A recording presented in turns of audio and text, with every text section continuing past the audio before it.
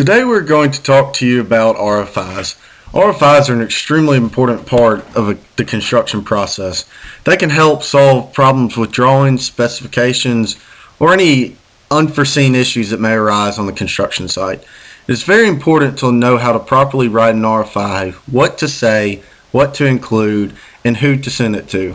We will cover all of these topics today in our presentation about RFIs.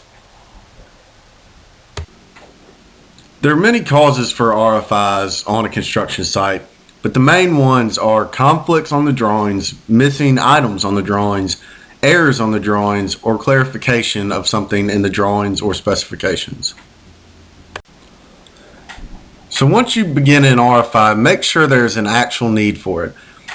To do this, double check through the drawings and specifications and make sure you're not overlooking something. An example of this is if a subcontractor sends you an RFI. Rather than sending it directly to the architect or the engineer, make sure you can answer it first. This will save a lot of time in the RFI process. Now, if it is a pressing issue that you cannot find an answer to, it is sometimes okay to call the architect.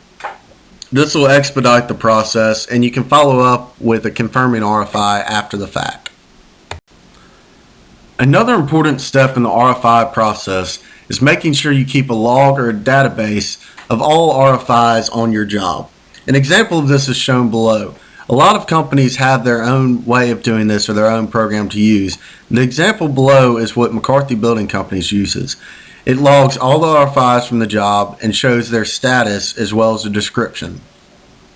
This will help you to stay organized throughout the job. When sending an RFI, it is always very helpful to provide a visual aid. This can be something as simple as clouding a drawing or having an arrow pointing to an issue with a little description as shown below.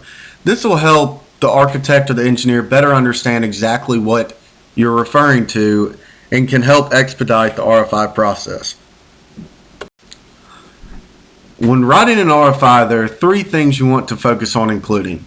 The first one is making sure you reference a drawing or specification section. This will help the architect or the engineer understand exactly what you're referring to. Second, ask a clear question. You don't need to have long run-on sentences. This can tend to confuse the architect or the engineer. Just be direct to the point about what you want to know. Finally, suggest a solution. If you suggest a solution, this might help point the architect or the engineer towards an answer that you would like. When it comes time to submit the RFI, make sure you package all information into one single PDF. This will make it a lot more organized and a lot easier to look through. Once again, double check to make sure your question is very clear. And finally, send the RFI out to all the trades that are affected. Once you receive an answer from an RFI, review the response. Make sure that this answers the question that you were asking. Next, file the completed RFI. You can do this in whatever database or log that your company uses.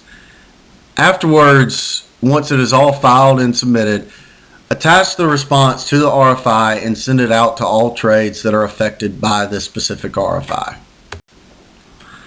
So in closing, just review on the points we made throughout the presentation. When writing an RFI, there's some key things that you want to keep in mind.